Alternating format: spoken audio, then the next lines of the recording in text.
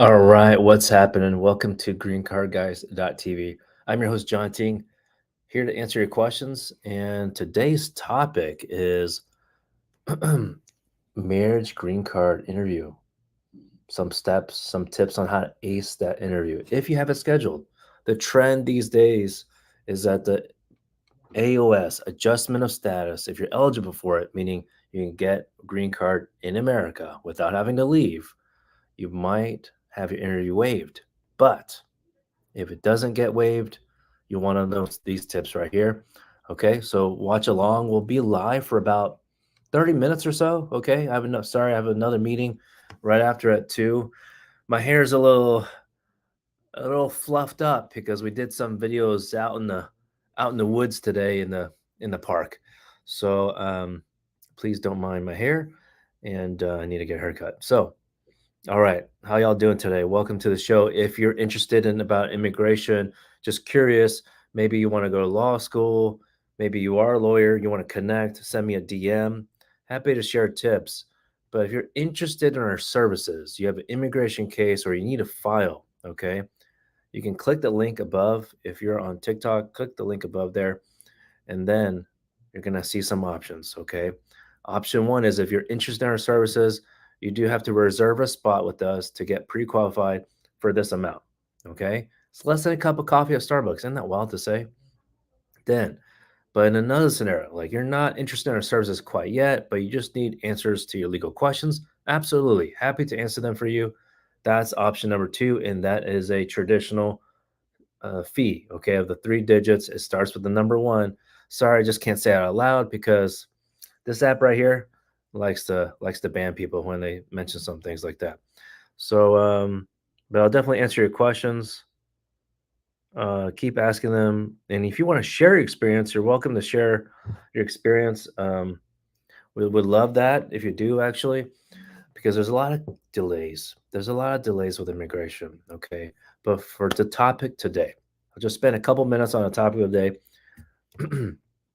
If you have filed a marriage-based case when it's a to a sponsored by a U.S. citizen, okay, and you're eligible for adjustment of status in America, meaning you don't have to leave, most likely your interview will be waived, assuming you provided what we call preponderance of evidence, just enough evidence, okay, that your case can be approved. Now, some of y'all provide a lot of evidence, but they still ask you for RFE because the evidence you may have provided or the documents you may have provided are just not really relevant to the marriage. Um, so that's when USCIS would say, "Well, we're looking for this other document," and USCIS, you can consider them rude or just not paying attention because if they're going to send you an RFE, request for evidence, sometimes the first one they have there as an example is birth certificate of your children or your child. And it's like, of course, if we had kids, you would provide evidence of it. Why wouldn't you? So if you didn't provide a birth certificate of a child, like then you didn't have children, and that's okay. We've had plenty of clients that have been approved for residency, whether for a green card, that have not had children together. Okay, it's been difficult. I know, especially since the pandemic, it's been difficult for people to give birth, become pregnant. Um, so I hope USCIS recognizes that more often. But here's the deal. Here's one other thing. To ace your interview, okay? To ace your interview, you need to have updated evidence ready with you at the interview, okay? You can't say, "Oh, I forgot it's in the car." They're not going to let you out, okay? Even though you can't treat it like a retail store that you could just leave and come right back in. Look, they already spent time getting you into the room, which is it can be a delay just by waiting at the USCS local field office. So now that you finally get in there, okay, that's why with our team, we prepare you. Okay, as soon as we receive the interview notice, we'll email you the same day. I mean, if you don't reply, we're not like we're gonna knock on your door, but we're gonna call you and we're gonna self help you by self scheduling you for a meeting with our team to prepare you. But before you have that meeting, you'll watch our series of videos to prepare you because um, there's a lot to cover in a meeting. So it's actually significantly reduced the meeting time. All right, let's see. All right, tip number two. All right, about marriage green card interview, how to ace it. All right, this may sound silly, but in the way you need, this is like tips that you don't normally see in maybe other immigration lawyers' videos, but you need to be confident. Okay, so if you're normally not a confident person, you might have to start watching some more other YouTube videos about mindset. Okay, because USCIS officer will depend on your body language. It's a lot about your body language. It's not only just about evidence, it's body language. Okay. So, in that sense, like if you know the chairs are right next to each other with you and your spouse, your significant other, your partner, and if you're not really if you're not confident in your case, or I'm not here to try to like tell you how to fake it or anything. Okay. We only accept and provide information for people who have a legitimate bona fide marriage. All right. But in the sense that if you're sitting next to each other, but it doesn't look like you are together, then that's a red flag, obviously, for a USCIS officer. So, one way to help you with that is to be confident in your case. All right. Right. Because a lack of confidence will create this mood or vibe that, like, you could start stuttering. You could, like, I think East Asian folks like myself, we tend to look down if we just don't want to be confrontational, but doesn't mean you're lying. But somehow the officer will think about it some other way. They'll just make up some assumption, and you don't want the USCIS officer to make assumptions, similar to a visa officer who is abroad, a consular or embassy officer. All right, so tip number three. Okay, we've already gone over having the evidence ready, having number two, being confident. But number three here, folks, okay? Number three, don't get in a fight with your spouse for that week. Okay, I know it sounds silly, but you just don't want to go in there, go to the interview. Maybe you had a fight argument the day before, okay? You had an argument the day before, and it just throws off your whole vibe. Right at the interview.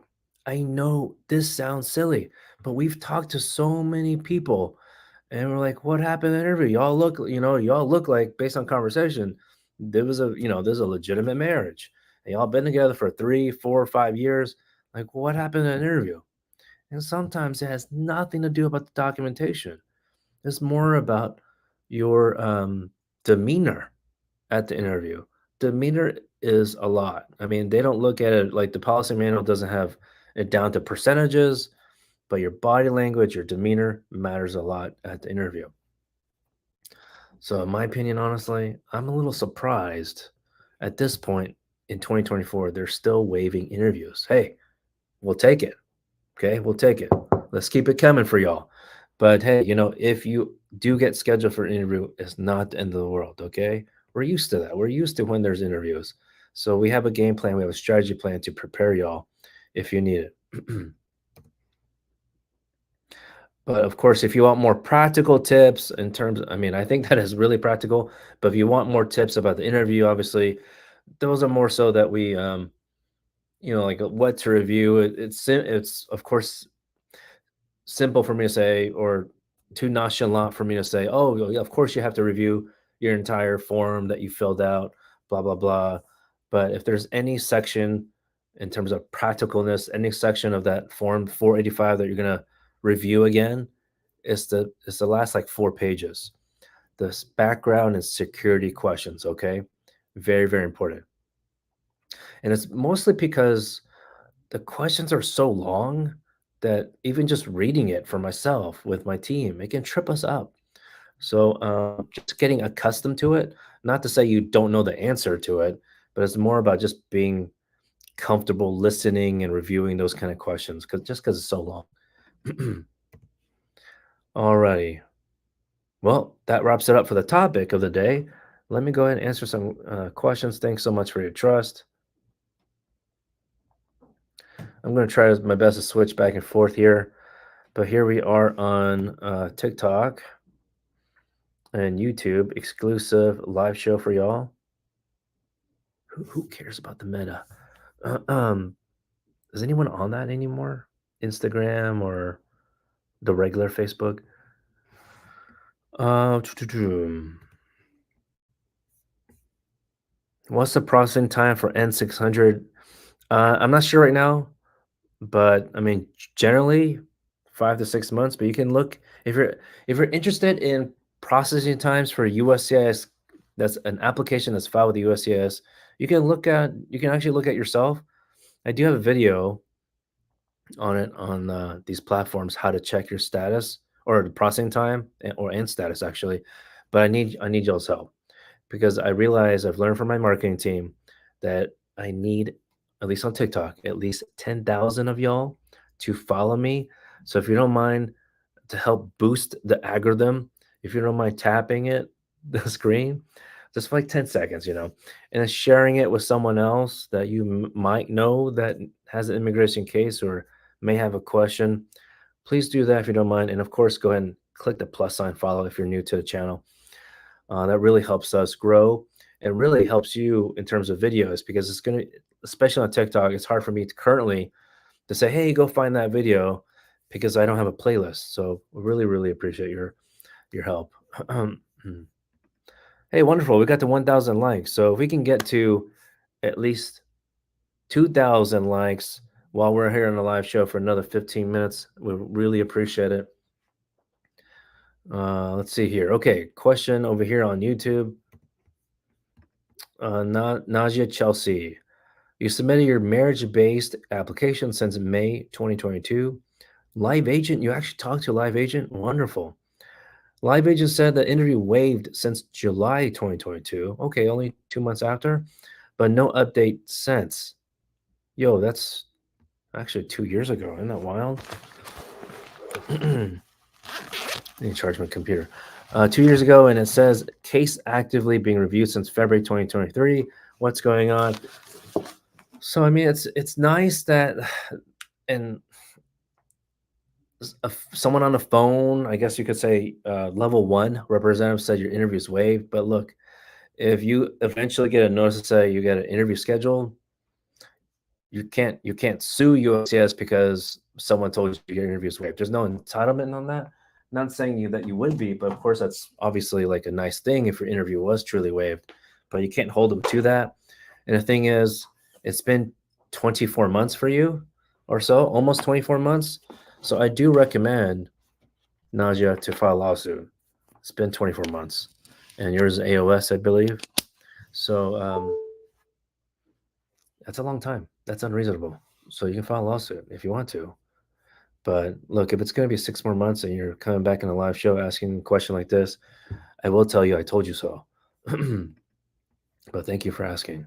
Now, look, I'm not trying to give you all a hard time, but in all seriousness, we do have a chart that we speak with our colleagues, our friends who handle these mandamus unreasonable delay cases, and so it's not a chart that U.S. attorneys have necessarily. I'm sure they created their own, but on our side, on the private law firm side, we have our own as well.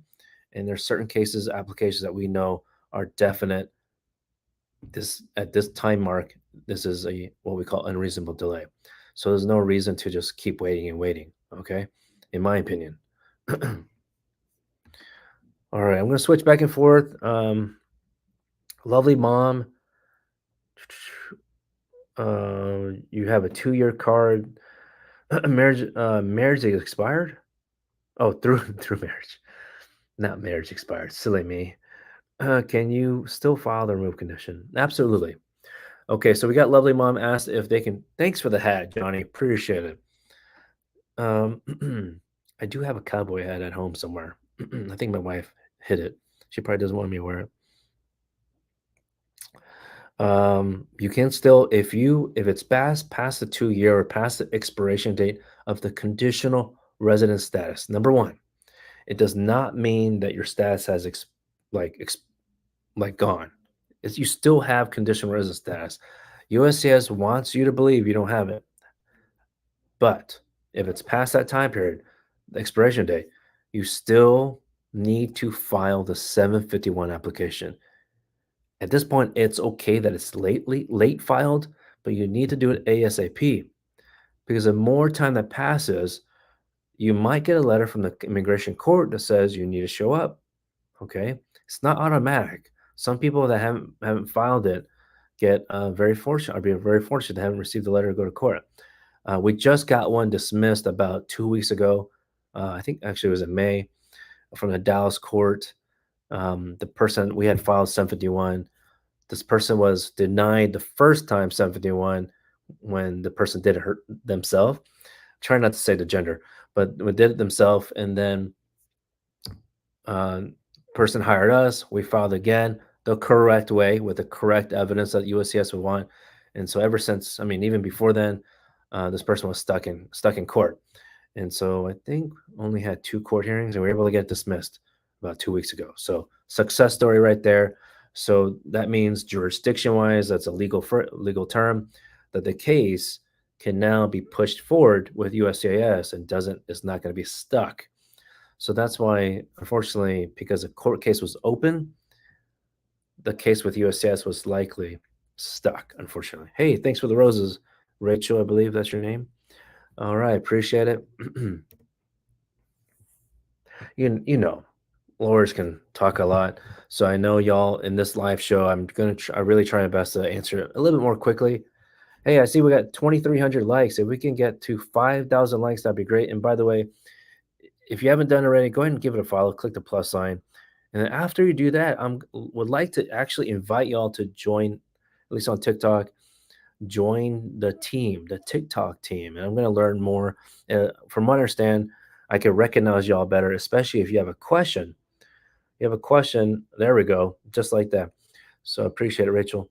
If you have a question and you want me to be able to recognize you sooner, I think that's what it means. I'm going to ask my marketing team. All right, let's see. Thanks for the follow. Thanks for the shares. Really appreciate it. I'm going to stay on live until my voice goes out. And my wife will be like, what the hell happened today? All right, let's see. Thanks so much for the question. Wow, I got to scroll down to get to the. All right, there we go.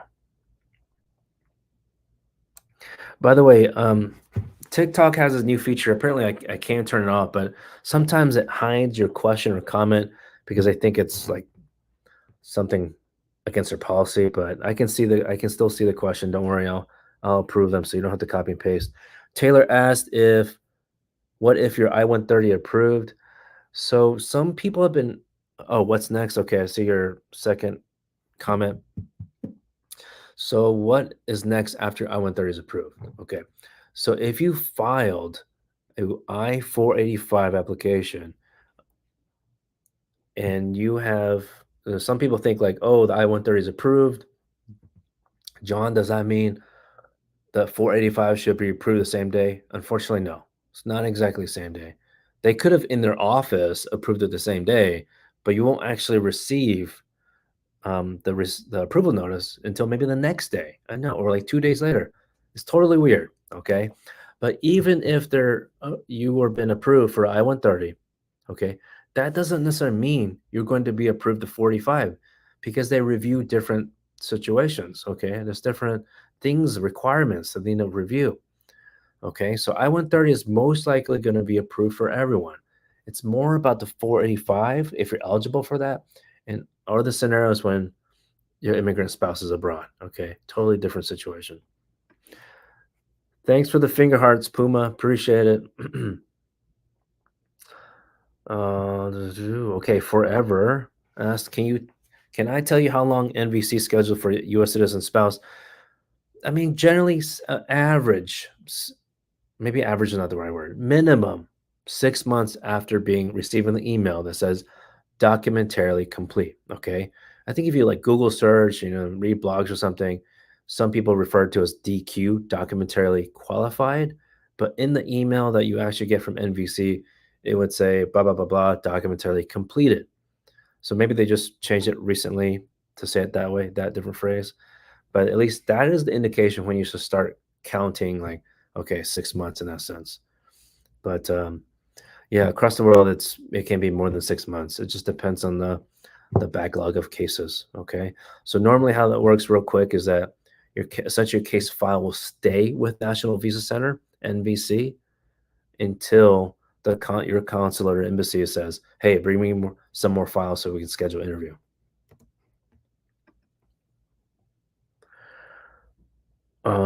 Okay. By the way, you don't have to copy and paste. If you're wondering why I'm slow, it's just because um, attorneys have a lot of information to share. So I'm just going to share right now. If I'm not able to get to your question, I apologize. Hey, thanks for joining the team. Appreciate it. Hey, Puma, thanks for the cowboy hat. People on YouTube are like, what the hell's going on? Let's see. Um,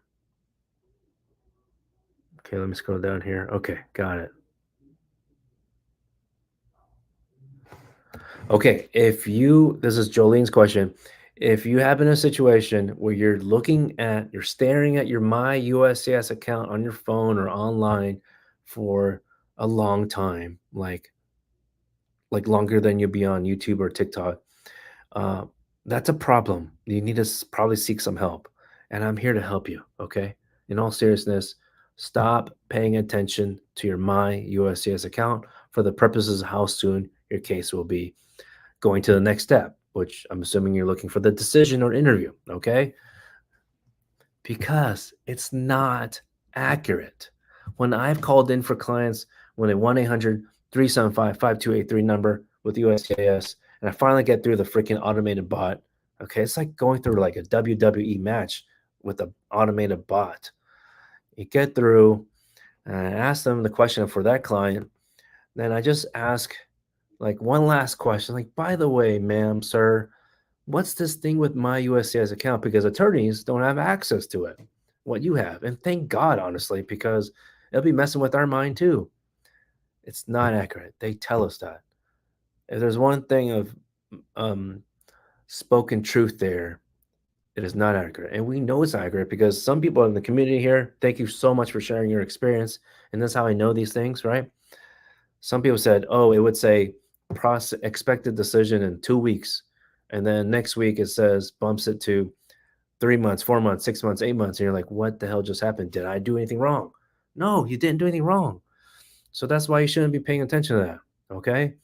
So if you're new to this, you just filed a case, please remember this. Go ahead and follow and subscribe down below because what we do here at greencardguys.tv is share some real-time stuff. Okay. Alrighty, let's see. Zubair, you're a U.S. citizen and you got married to an Indian citizen. Congratulations on your marriage. Okay. Thanks for the roses, Puma.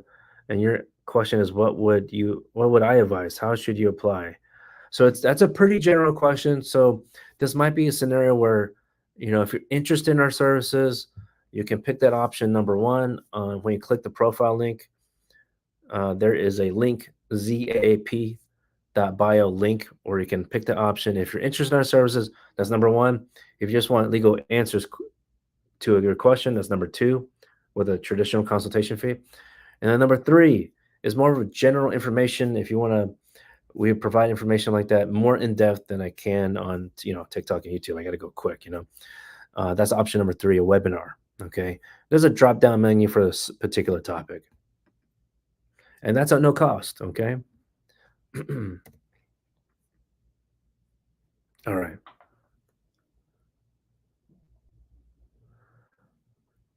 All right. All right. What y'all doing? What y'all doing? Are y'all able? Do y'all work? Some of y'all work from home. What y'all doing?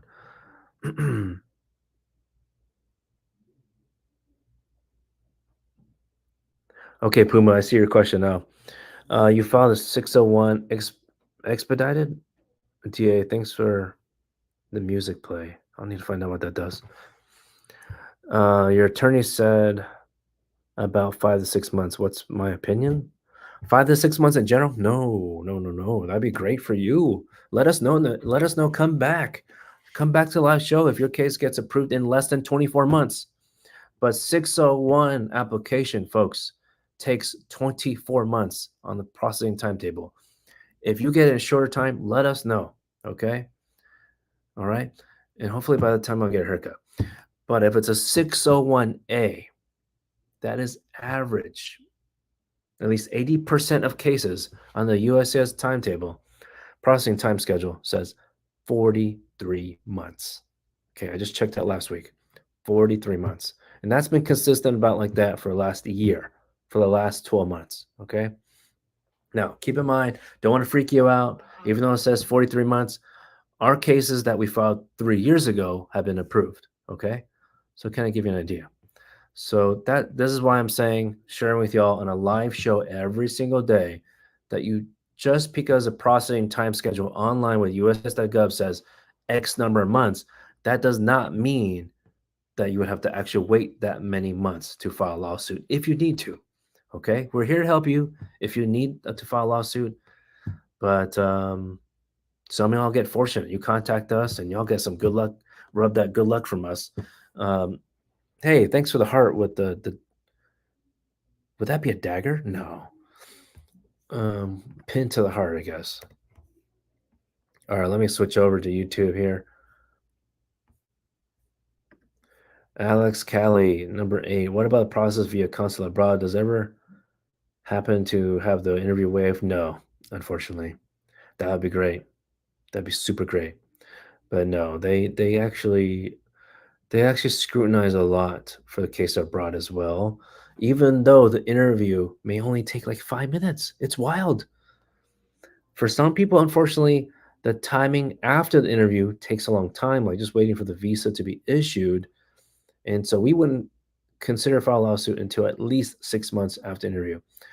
But during that 6 month time period, or that you could be in administrative processing or 221G, it's undergoing security background check. Okay. And the government depends on subcontractors. So of course, if you know anything about US politics and subcontractors, it's very difficult to keep them accountable. Alrighty. Hey Taylor, let me see here. Taylor asked a question on TikTok. Does the I-130 mean green card? Absolutely not. Okay. Hey Alan, thanks for the finger heart. Absolutely not. I-130 is a form to only show that your relationship, your family relationship exists and it's correct, legally correct. Because it could be like a second marriage, it could be like stepchild, so they just want to make sure, okay? But it has nothing to do with the green card. If your immigrant spouse is in the United States and eligible for adjustment of status, the form that is specifically associated with green card is the 485. 485. Okay. So Taylor, I had this feeling actually earlier. I get the same similar feeling when people ask me about I-130 that I'm a little concerned without knowing all the facts, of course, that if you do have a spouse in the U.S., but you or your significant other did not talk to a lawyer, that's what we recommend. Of course, it'll be our pleasure to assist you, answer your questions. But what we want to make sure is that could you have filed a 485? And if you're eligible now to file it, let's go ahead and get that done. Because some people wait a long time to do the next step when that step could have been done already. Wouldn't that be so annoying?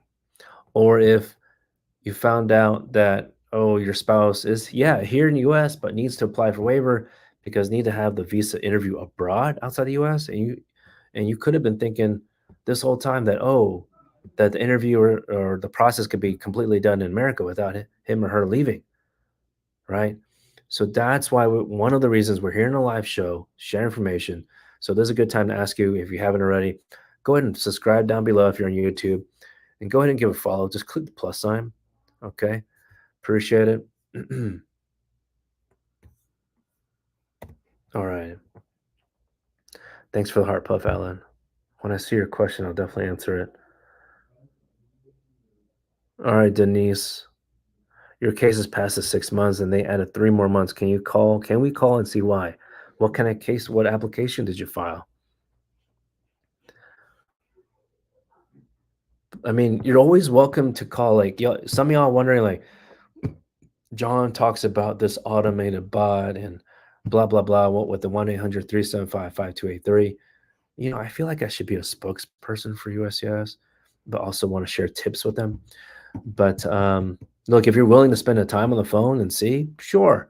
But really, I mean, I think time is precious, right? Of course, I'm an attorney. I have to think that way. I'm trained to think that way. But in reality, I'm training my team as well. So, but I recommend if you're trying to inquire, submit inquiry, to go to the tools and resources page on the uscs.gov website. And depending on your receipt date and the processing time at that office, you might not be able to submit a online request. And I would be very surprised if you call in and, with that being said, still not able to do that online, but you call in and allegedly able to submit e-request or online request.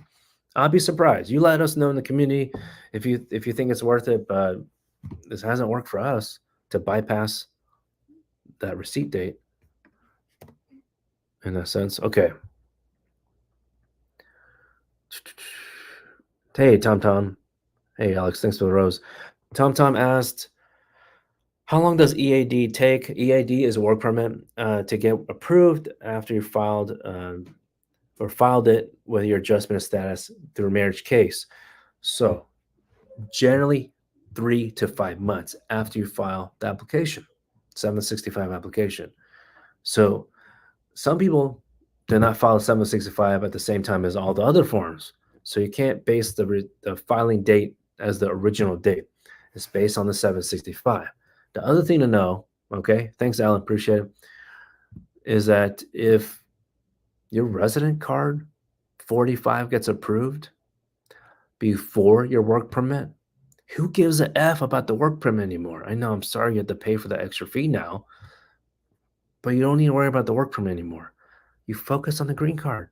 You just focus on that. You don't need the work permit anymore. The green card, the resident card allows you to work. Okay. So that's one of the proof you can provide. I'll send you a copy of it for your HR, human resources, if you need to.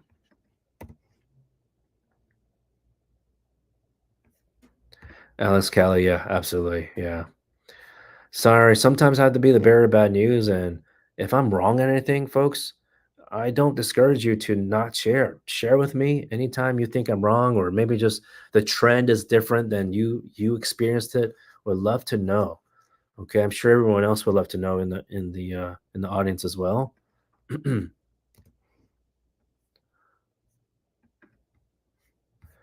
D on YouTube, good day. What do I think about the pro in place? So it's not set in stone. So I'll just share quickly on it. Then I'll answer the other questions that's more substantive. But policy reasons, I think it's a great idea for President Biden to somehow pass the regulation, posting a comment period. Okay, 60 days. Get that done. Solidify it in the Federal Register and make it permanent, like DACA and TPS. Okay, even though it's not technically permanent. All right. And there's already military parole in place. There's other types of parole in place. And the purpose of it is so that the immigrant who is eligible for it does not have to leave the United States if there's any further processing in the future. Okay. If there's a case filed with USCIS, for example, that'd be a hell of a great thing for you. And honestly, I think the government in general. Like, look, especially if your spouse who's the immigrant is the breadwinner, in the sense like the one bringing in most of the money for the household, but that your immigrant spouse has a visa, if your immigrant spouse has a visa interview abroad, and yes, you have a waiver approved, all that jazz, but then somehow the medical clinical physician says, oh, you have this going on in your lab report, and you're like, WTF, you need negative medical results so you can come back. So some of y'all think, unfortunately, that, like, I mean, a good thing that your interview was quick abroad and all that, but then you don't think about the medical clinic. And that is the wild, wild west. Okay. As much as we can prepare you for the medical um, exam, At the end of the day, the results are the results. But sometimes those physicians can they can make some kind of negative recommendation on your immigration file, and that can hold you back a lot. Okay. Aside from the other 221G situation. Okay. So, in that note, D, I give triple thumbs up for the parole in place. If you know anyone in the Biden administration, you could just pass a word for me. Let me know. I'm happy to testify if I need to. Okay. I'll tell him I need to bring the show to Congress, Congressional Hill. Okay.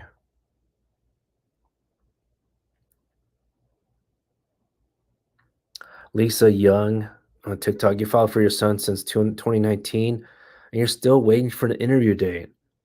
Holy smokes. So I'm assuming your son's here in the US and still remains eligible for as immediate relative. Yeah. If that's the case, then we have to sue. 4 to 5 years for 485, I'm assuming. Or even if it's not 45, but if it's like if your son's abroad too, this is the time to file a lawsuit, okay, Lisa? Hopefully you're still on.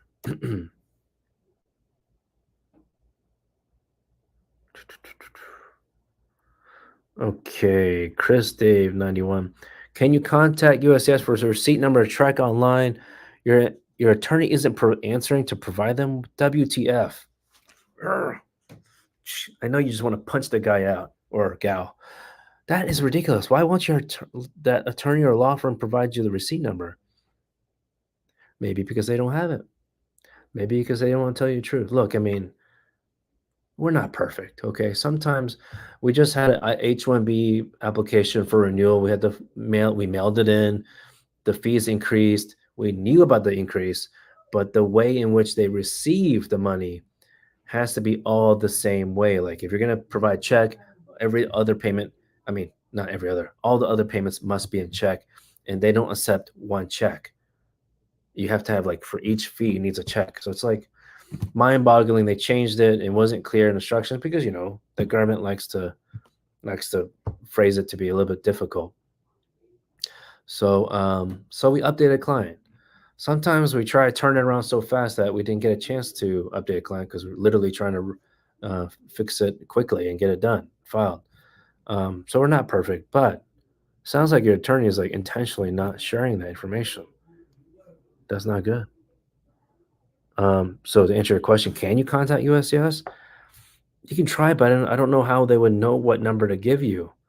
Okay, I think on the tools and resources page on USCIS.gov, I think they have an option for no receipt notice, but it just doesn't make sense to submit that inquiry if you haven't gotten confirmation from your attorney if they actually filed the DAGM application. All right. So one clue, I know this sounds silly, but one clue to know that you're one step closer at least to having your package filed to USCIS, mailed.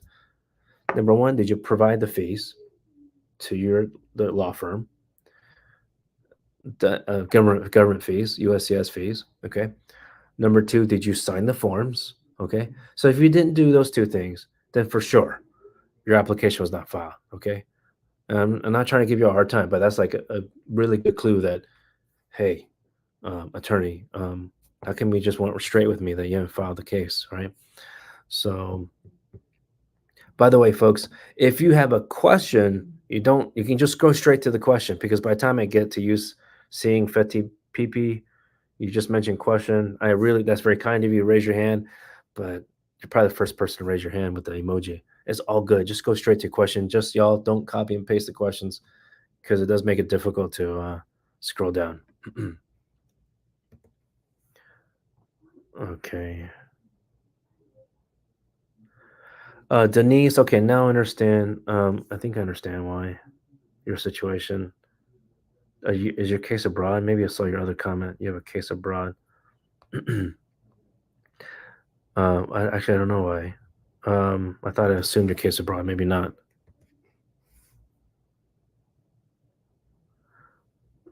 Terry, if you can't pay the filing fee, is there anything you could do about payments? So on some applications with excuse me, with USCIS, they allow you to file a fee waiver. Okay, So it's based on your income or lower income or lack of income, but also your receipts, your expenses. You have to show proof of your expenses. So not saying you should like intentionally, definitely should not intentionally like have more expenses in one particular week or something and just provide that part of your fee waiver application. Um, but we've had clients approved even when you can still hire attorney, even though your filing fee could be waived. Okay. But in terms of the question, like your related question, they USCIS does not accept payments. They sure don't. They want their money all up front if your fee waiver is not approved. All right, folks, great. This is a great moment to share with y'all. If you don't mind, go ahead and give subscribe down below on YouTube, or if you're on TikTok, go ahead and click the plus sign. Okay. And if you're already a follower as a community member here on greencardguys.tv, welcome and to join the team on TikTok. Okay.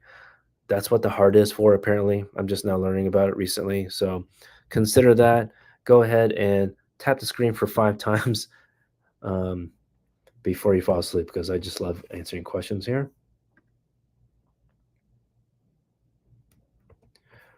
Okay, Bakir and Nafisa.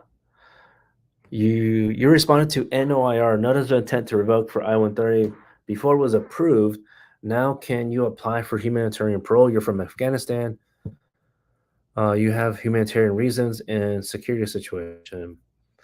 I mean, I wish all Afghanis the absolute safety and the best to get to secure and safe place, and also, of course, the um, Palestinian. I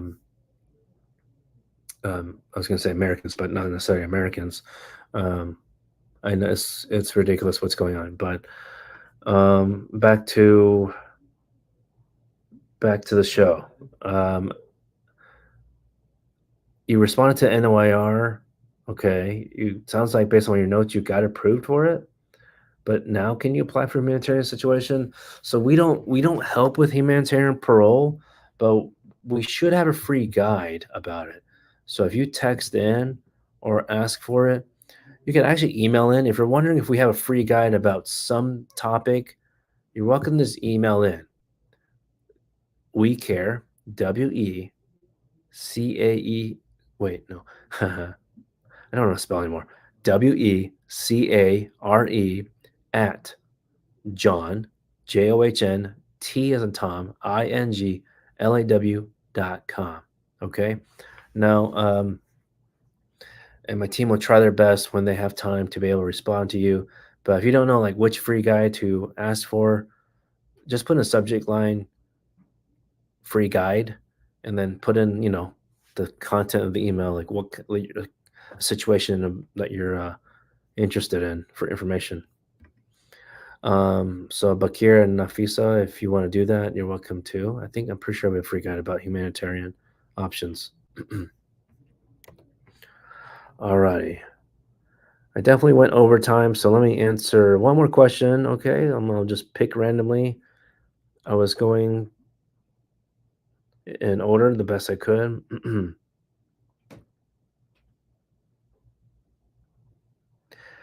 Bernard. Okay, Bernard.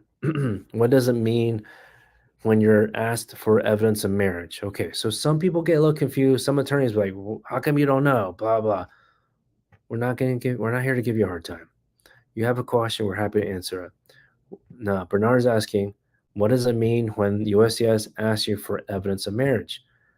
And it's most likely, yes, that you provide the marriage certificate, but the marriage certificate is not enough, folks. Okay. You need to show that you have commingling of finances, of funds, and arguably also expenses. Okay. And when I say expenses, I'm not saying like, hey, you got to go get a loan together, anything like that. But if you're going to go to get a loan anyway, sooner than later, then you might as well have that together. Because if that buddy's going to be on the hook, or if you're going to be on the hook, you might as well get your significant other on the hook. I don't know. But spread that legal liability. Why not? But in all seriousness, it's most likely they're asking for like financial documents. I mean, not knowing what they asked you for, and if they sent you a RFE, request for evidence. But yeah, marriage certificate is not enough. Some people asked us, like, is that enough? And absolutely not. No, it's not that simple. I wish it were. Alan, okay, thanks for jumping on YouTube. Yeah, I noticed you're probably the same Alan that was given the emojis and whatnot. Yeah, it's a long list. Okay, so let me post your thing here. Can we be your attorney for EB2 or H1B? You're willing to pay for premium processing. You're in the US right now. Alan, we're happy to help. But of course, as with any person, we want to make sure that you're eligible because, first of all, with like H1B, you have to have been selected in the lottery unless you work for a nonprofit research institute or something similar. And then because EB2 and yeah, H1B, not to go into the full length here, but H1B, the registration, the default registration is in March, every March. So if it's not, the employer is not based on nonprofit research institute. And EB2 takes a while, about 2 to 3 years, and there's could be more time after that, depending on the country of nationality. Okay, so but yeah, welcome to contact us. Okay, Alan, appreciate it. I'm sure if you go back TikTok or down below here in the description box, you can find a link. Thanks, Alan. I know I said 5 minutes ago be a last question, but I got at least. I'll tell you what. I'll take one from YouTube and I'll take one from TikTok. Okay, folks. So Arthur on YouTube. Any news about TPS holders? Unfortunately, not yet. As far as I know, I try my best to check the immigration news. I'm part of every morning, and I we also prepared news bits on our channels as well for y'all. But so far, no news for TPS holders. And so that if I had the powers of Congress and the executive branch, and also including the conservative right wing party, I would say here are the top 5 things you should definitely help immigrants in America. So that'll be a separate recording that I'll share with you. Okay, so stay tuned. But yes, TPS holders are included in my request. You know this whole thing lately since the pandemic, like what do you call that? Manifesting. Maybe I just need a. I'm not gonna be like a crazy person, but maybe I should just manifest immigration reform for the next like 2 to 3 years, huh? Okay. And I also need to manifest that President Trump will not be elected. Oh my goodness, that would be crazy if a convicted felon of 34 counts of felony charges is going to be president. Oh my god, this would be the wild wild west. Absolutely happy to respond. Okay, I did mention. Oh boy, I did mention I was going to answer one more question on TikTok. Okay, TikTok just took me here. Okay, so sorry, folks, if I skipped you. NDQ on TikTok asked, "Hi, your mom left to an interview in Honduras. They're now asking for 601. Why is that?" Ooh, Whew. Well, I don't want to guess your mom's situation, but it sounds like did you have a waiver filed and approved? If you didn't, then that's the reason. Unlawful presence is the issue. Okay. So again, not trying to give you a hard time, but look, folks, this is why we're here in a live show. I might not be able to resolve your situation here in the live show, but I feel better for the team and you if I can at least point you in the right direction. But look, if you would like our services anyway, okay, you could be like, I'm tired of hearing from John. I just want the team to help. We're happy to review the situation. Our team will go through a pre-qualified session with you. A client care specialist will do that for you for this amount.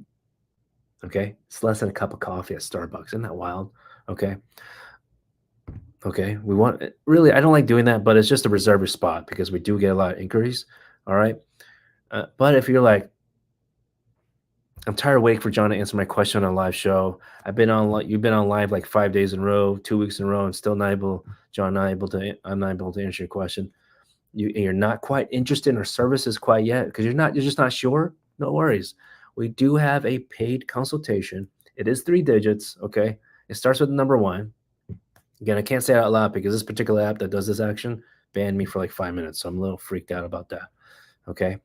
But if you're like, you don't have a sponsor kind of situation, you're just purely seeking general information, as some people do on a live show or watch a show later on, we have a webinar option. Okay. That's option number 3 in our link. Okay. You just scroll down a little bit and we do have a short form. You pick the topic you're interested in. And currently it's at no cost. Okay. I don't know what's going to be in the future, but currently at no cost. Is that it? I think. Okay. Today's Tuesday. Wednesday, I should be more on time. Apologies, okay? Usually try to go live at 12. I went live last night on this one. So appreciate the love right there. Appreciate the love over here. Thank you so much. Hey, we're at 54,000 likes here on the live show. Thank you so much. Let's get to 10,000 next time. Hey, mommy, good to see you again. I was going to tap my own screen. My goodness, I'm ridiculous. All right, y'all have a great day. If I don't see you the rest of the week, have a great week. All right, take care now. Peace.